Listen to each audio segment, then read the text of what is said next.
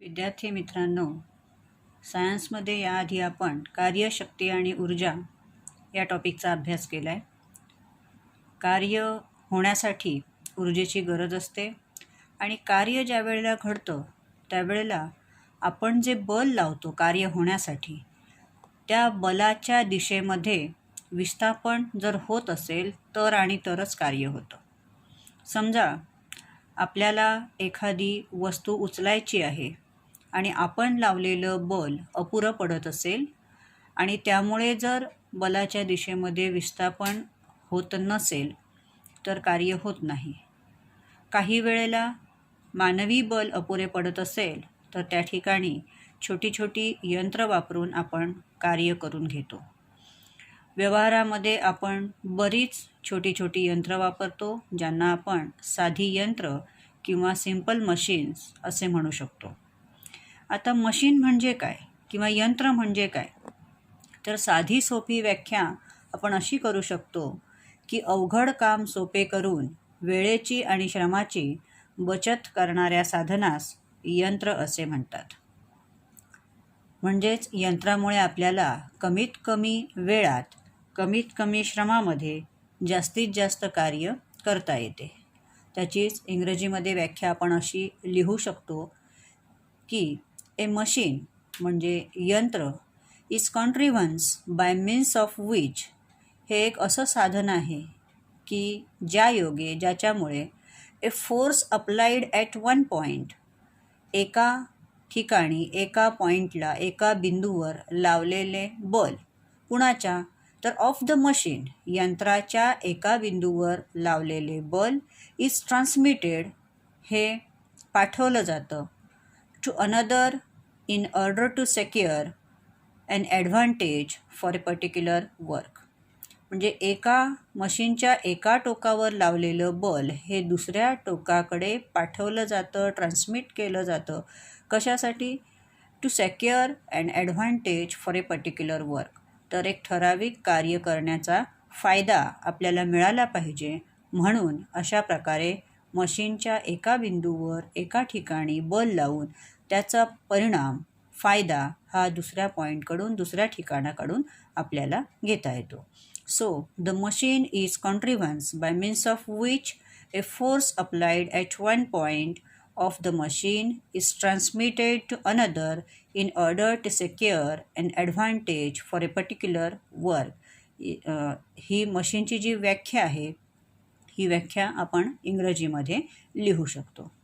आता ज्या वेळेला आपण मशीन किंवा यंत्र असं म्हणतो तेव्हा यंत्र म्हणजे असं काही मोठं अवजड काही असलं पाहिजे असं जरुरी नाही आहे. साध्या साध्या गोष्टी ज्या आहेत याचा आपण साधी यंत्र म्हणून उपयोग करू शकतो. उदाहरणार्थ, आपल्याला विहिरीतून पाणी ओढायचं असेल, आपल्याकडे पंपाची सोय नसेल तर आपण साध्या दोराने पाणी ओढण्यापेक्षा जर तो दोर कप्पीवरून पुढे पाठवला तर आपल्याला कप्पीच्या आधारे सहजपणे पाणी ओढता येतं. किंवा समजा एखाद्या वाहनामध्ये एखादं ऑब्जेक्ट, एखादी वस्तू चढवायची आहे तर उचलून न ठेवता ती जर उतरणीवर आपण ठेवली आणि उतरणीवरून ती सरकवत जर त्या वाहनामध्ये नेली तर आपण कमी श्रमामध्ये ती वस्तू उचलून योग्य जागी ठेवू शकतो. आता ज्या वेळेला आपण यंत्राचा अभ्यास करणार आहोत त्यावेळेला यंत्राच्या बाबतीतील काही संज्ञा ज्या आहेत त्या संज्ञा आपल्याला माहिती असणं गरजेचं आहे. तर एक एक संज्ञा आपण पाहूया. पहिली जी संज्ञा आहे त्याच्यामध्ये दोन संज्ञांचा आपण अभ्यास करणार आहोत. एफर्ट अँड लोड, किंवा ज्याला आपण मराठीमध्ये म्हणणार आहोत प्रयास आणि वजन. तर प्रथम याची व्याख्या आपण इंग्रजीमध्ये आणि नंतर आपण ती मराठीमध्ये पाहूया. द फर्स्ट फोर्स, फर्स्ट याचा अर्थ प्रथम, पहिला, फोर्स म्हणजे बल किंवा प्रेरणा, अप्लाइड टू द मशीन, जी मशीनवर लावली जाते, इज नोन ॲज एफर्ट, त्याला एफर्ट किंवा प्रयास असे म्हटले जाते. व्हेअरॅज म्हणजे किंवा या उलट force overcome by an effort, त्या प्रयासामुळे जो फोर्स आपल्याला, जे बल आपल्याला मिळतं, हे बल आपल्याला कार्य करण्यासाठी मिळत असतं, इज नोन ॲज लोड. याला आपण लोड म्हणजेच भार किंवा वजन असं म्हणू शकतो. मराठीमध्ये आपण असं म्हणू शकतोय, मशीनवर लावलेल्या बलाला प्रयास असे म्हणतात. तर प्रयासामुळे मिळालेल्या प्रेरणेला, की ज्याच्यामुळे कार्य होतं, त्याला आपण वजन असं म्हणणार आहोत. तर ह्या पहिल्या 2 संज्ञा आहेत. एका संज्ञेमध्ये आपण दोघांचा अभ्यास केला आहे. एक म्हणजे प्रयास, दुसरं म्हणजे वजन. थोडक्यात आपल्याला वजन उचलायचे असेल तर आपण जे बल लावतो त्याला आपण प्रयास असं म्हणणार आहोत. जर ते कार्य, ते वजन मनुष्याद्वारे उचललं जाणार असेल तर मनुष्याची ताकद हा लावलेला प्रयास असतो. यानंतर दुसरी संज्ञा आपल्याला अभ्यासायची आहे, ती म्हणजे मेकॅनिकल ॲडव्हान्टेज किंवा यांत्रिक फायदा, किंवा त्याला यांत्रिक लाभ असंही म्हटलं जातं. आता हे मेकॅनिकल ॲडव्हान्टेज किंवा यांत्रिक फायदा म्हणजे काय? तर द रेशो ऑफ, रेशो म्हणजे गुणोत्तर, आपण अभ्यासलेलं आहे गणितमध्ये. Ratio of load lifted, load म्हणजे वजन, लिफ्टेड म्हणजे वर उचललं गेलेलं, टू एफर्ट, आणि त्याचं गुणोत्तर कोणाशी? एफर्ट. एफर्ट म्हणजे प्रयासाशी, एफर्ट अप्लाइड, लावलेल्या प्रयासाशी, is known as mechanical advantage. याला मेकॅनिकल ॲडव्हान्टेज असं म्हणतात. And this is simply expressed in a number, आणि हे फक्त अंकात्मक किमतीमध्ये किंवा अंकामध्येच सांगितले जाते.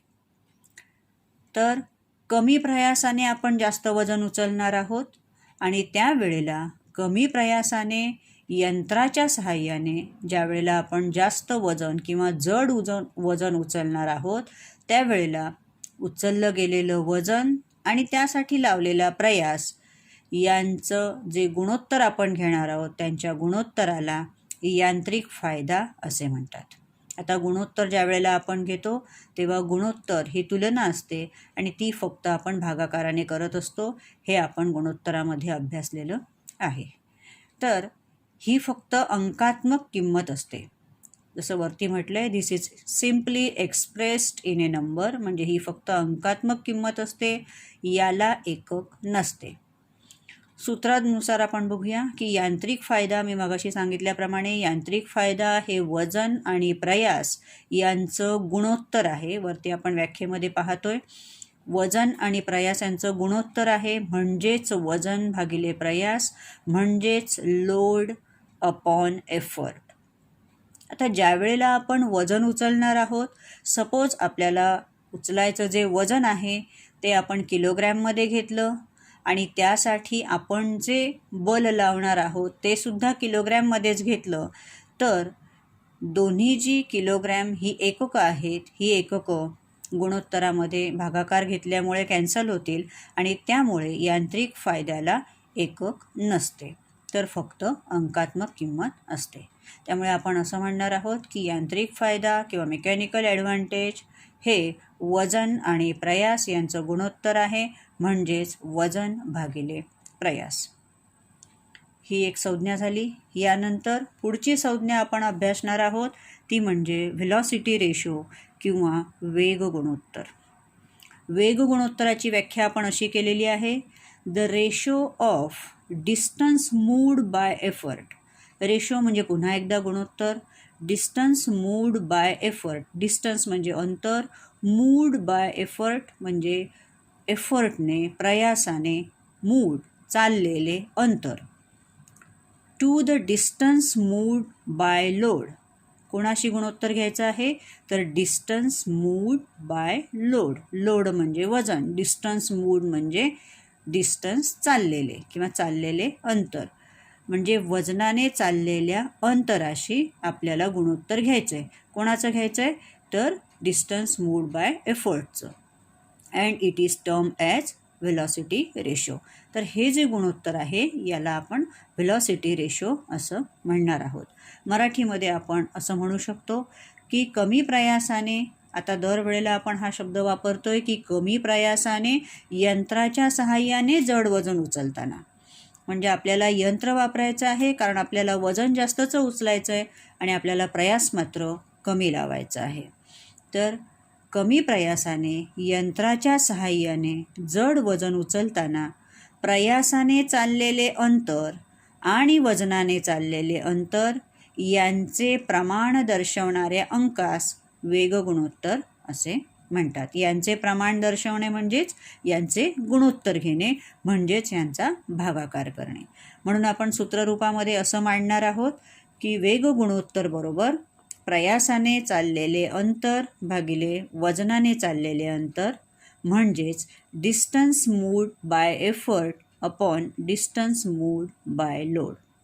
आता याच्यामध्ये जर आपण पाहिलं तर प्रयासाने चाललेलं जे अंतर असतं हे प्रयासाने चाललेलं अंतर जास्त असतं आणि वजनाने चाललेलं अंतर मात्र कमी असतं. कसं पहा, समजा एखाद्या ट्रकमध्ये आपल्याला एखादा बॉक्स चढवायचा आहे आणि तो बॉक्स खूप जड आहे.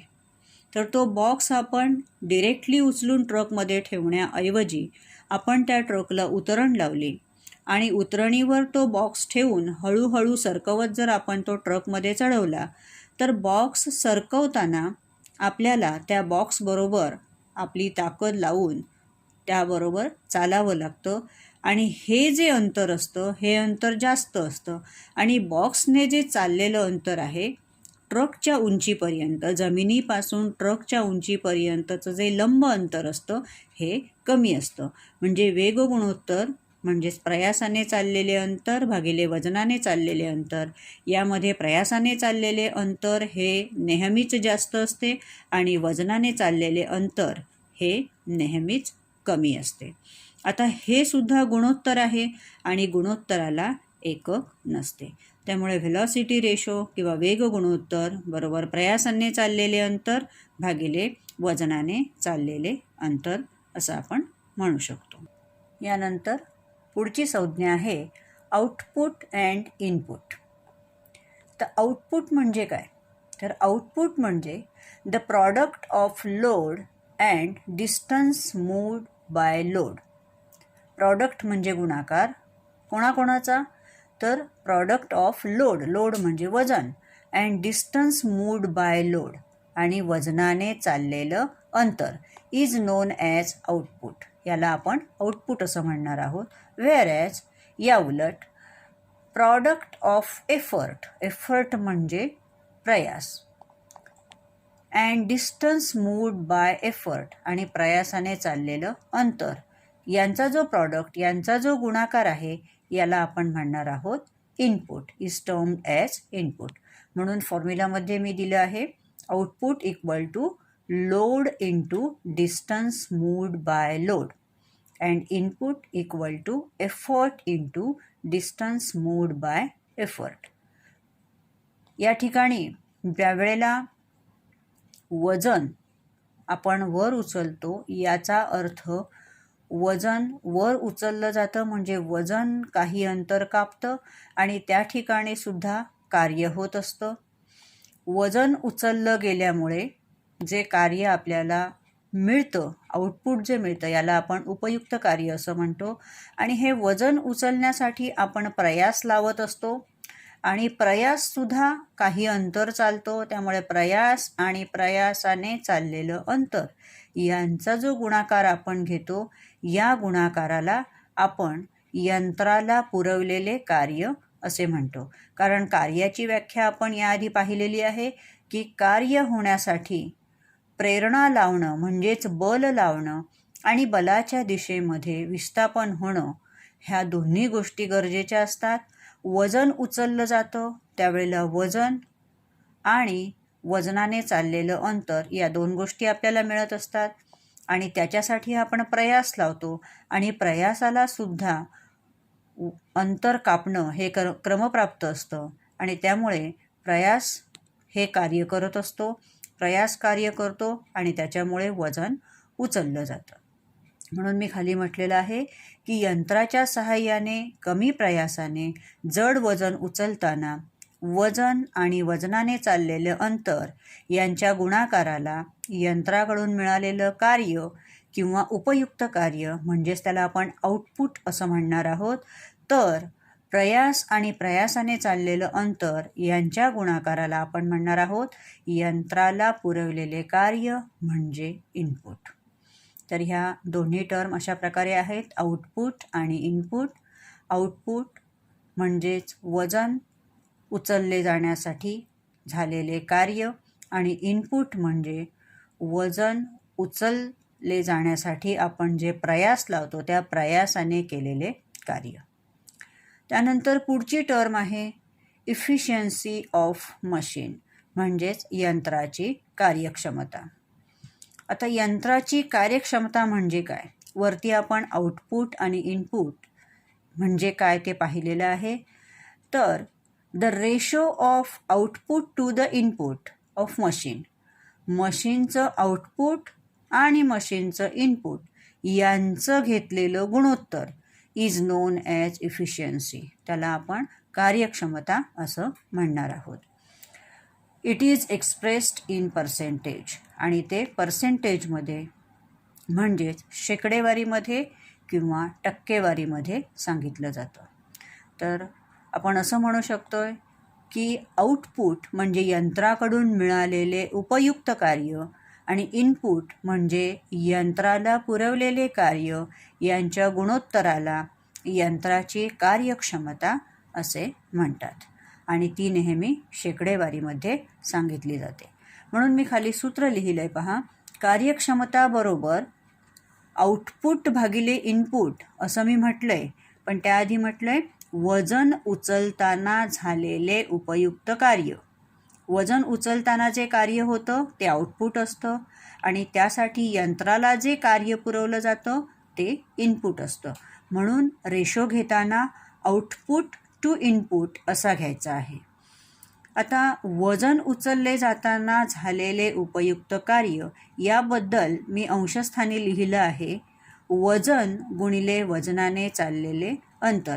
कारण आपल्याला माहिती आहे की आपल्याला कार्य होण्यासाठी प्रेरणा लावल्यानंतर अंतर चालणंसुद्धा गरजेचं आहे आणि त्यामुळे वजन उचलले जाताना झालेले उपयुक्त कार्य जर आपल्याला काढायचं असेल तर वजन आणि वजनाने चाललेले अंतर यांचा गुणाकार करणं आवश्यक आहे. त्याचप्रमाणे छेदस्थानी मी लिहिलं आहे यंत्राला पुरवलेले कार्य याबद्दल मी लिहिलेलं आहे प्रयास गुणिले प्रयासाने चाललेले अंतर. आता यामध्ये मी वजन भागिले प्रयास हे तसंच लिहिले आणि अंशस्थानी लिहिलेलं आहे. गुणिले चिन्ह जे आहे त्याच्या पुढचा जो वजनाने चाललेले अंतर भागिले प्रयासाने चाललेले अंतर आहे त्याला भागिले म्हणजे उलटून गुणिले करून आपण घेतलं तर आपल्याला मिळेल प्रयासाने चाललेले अंतर भागिले वजनाने चाललेले अंतर या प्रकारे आपल्याला मिळणार आहे.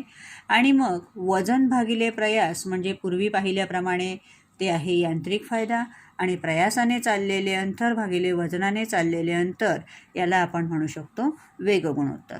म्हणजेच आपण शेकडा कार्यक्षमता बरोबर यांत्रिक फायदा भागिले वेग गुणोत्तर आणि शेकडा काढायचं असेल तर त्याला गुणिले 100 करून घ्यायचं आहे. म्हणजेच आउटपुट भागिले इनपुट गुणिले 100 या सूत्राने आपल्याला यंत्राची शेकडा कार्यक्षमता काढता येते. कारण वरती मी सांगितल्याप्रमाणे कार्यक्षमता जी आहे ही नेहमी शेकडेवारीमध्ये सांगितली जाते. म्हणजेच आपण असं म्हणू शकतो की शेकडा कार्यक्षमता बरोबर आउटपुट भागिले इनपुट गुणिले 100.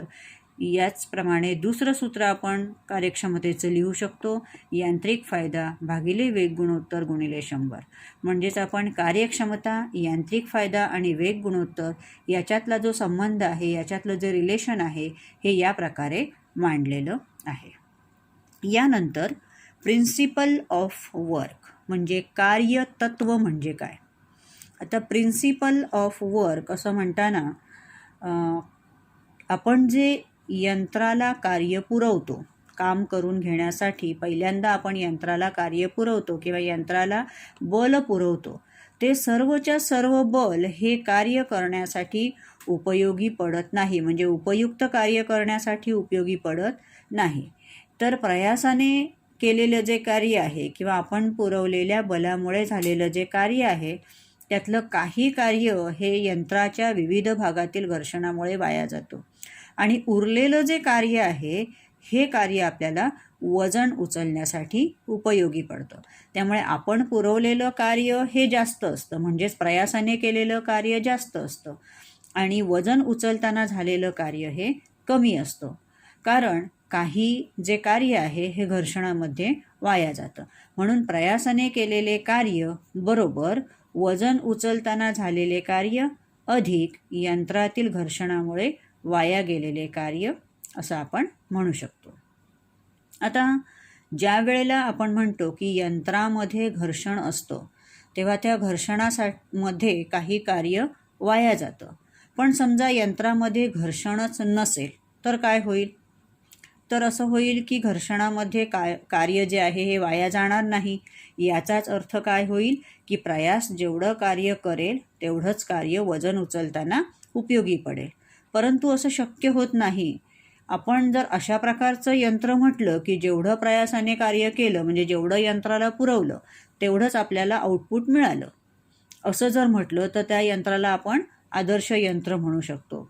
म्हणजे त्याची कार्यक्षमता 100%, जितकं आपण पुरवलं तितकंच आपल्याला मिळालं असं आपण म्हणू शकतो. परंतु अशा प्रकारचं यंत्र अस्तित्वात नाही आहे किंवा असणं शक्य नाही आहे. कारण प्रत्येक प्रकारच्या यंत्रामध्ये थोडं प्रमाणामध्ये तरी घर्षण असतं आणि ते असणं आपल्या फायद्याचं असतं, हितावह असतं. मग अशा प्रकारे आदर्श यंत्र जर असेल आणि त्या ठिकाणी वजन उचलण्यासाठी जो प्रयास लावला गेलेला आहे त्या प्रयासाला आपण शास्त्रीय प्रयास असं म्हणणार आहोत. म्हणजे जेवढं वजन उचलायचं आहे तेवढं वजन किंवा तेवढाच प्रयास आपल्याला लावायला लागेल, त्याला आपण म्हणणार आहोत शास्त्रीय प्रयास. मी आधी सांगितल्याप्रमाणे आदर्श यंत्राची कार्यक्षमता ही 100% असते, म्हणजे त्याच्यामध्ये घर्षण नसतं. आणि मग आपण कार्यक्षमतेचं जर सूत्र वापरलं की शेकडा कार्यक्षमता बरोबर यांत्रिक फायदा भागिले वेग गुणोत्तर गुणिले 100. पण आपण म्हणतोय की आदर्श यंत्र आहे, कार्यक्षमता 100% आहे, म्हणजेच शेकडा कार्यक्षमतेच्या जागी जर आपण 100 लिहिलं तर 100 बरोबर यांत्रिक फायदा भागिले वेग गुणोत्तर गुणिले 100, म्हणजे दोन्हीकडचे 100 निघून जातील. आपल्याला मिळेल यांत्रिक फायदा बरोबर वेग गुणोत्तर. मग यांत्रिक फायदा बरोबर वजन भागिले प्रयास असं आपण लिहू शकतो. बरोबर उजव्या साईडला आपण लिहिलं वेग गुणोत्तर. आता वजन आहे तिथेच अंशस्थानी तसंच ठेवलं, वेग गुणोत्तर उजवीकडून डावीकडे शिफ्ट केलं तर ते छेदस्थानी जाईल आणि प्रयास जो आहे हा उजवीकडे शिफ्ट केल्यानंतर आधी तो छेदस्थानी होता तो अंशस्थानी जाईल. आपण असं म्हणू शकतो की वजन भागिले वेग गुणोत्तर बरोबर प्रयास, आणि या प्रयासालाच शास्त्रीय प्रयास असं म्हणतात. शास्त्रीय प्रयास जो असतो हा वजन उचलण्यासाठी आदर्श यंत्रामध्ये लागणारा प्रयास असतो आणि हा जो प्रयास असतो याची किंमत प्रत्यक्ष लागणाऱ्या प्रयासापेक्षा कमी असते. म्हणजे समजा प्रत्यक्ष लागणारा प्रयास एखादं 100 किलो वजन उचलायचं आहे आणि आपल्याला प्रत्यक्ष प्रयास 20 किलो लागतो आहे, तर शास्त्रीय प्रयास जर असेल तर तो शास्त्रीय प्रयास कमी लागेल, म्हणजे तो 15 किलो लागेल, 18 किलो लागेल याप्रमाणे. हे कधी लागेल तर यंत्र जर आदर्श यंत्र असेल आणि त्याच्यामध्ये कोणत्याही प्रकारचं घर्षण नसेल तर हा शास्त्रीय प्रयास उपयोगी पडतो. परंतु मी वर सांगितल्याप्रमाणे अशा प्रकारचं यंत्र असणं शक्य नाही आहे आणि त्यामुळे शास्त्रीय प्रयास हा फक्त आपण थेरॉटिकलीच कॅल्क्युलेशन करू शकतो त्याचं. कारण आपल्याला प्रत्यक्ष प्रयास जो लागणार आहे तो प्रत्यक्ष प्रयास वजा शास्त्रीय प्रयास जर आपण केला तर यंत्राच्या घर्षणामध्ये वाया गेलेला प्रयास आपण काढू शकतो. म्हणजे घर्षणामध्ये वाया गेलेला प्रयास, घर्षण आहे म्हटल्यावर त्या ठिकाणी प्रयास वाया जाणार आहे आपण लावलेल्या प्रयासापैकी, आणि उरलेल्या प्रयासाने आपण यंत्राकडून कार्य करून घेणार आहोत.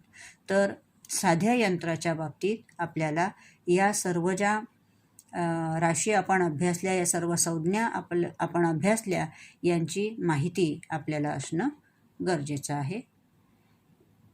थँक्यू.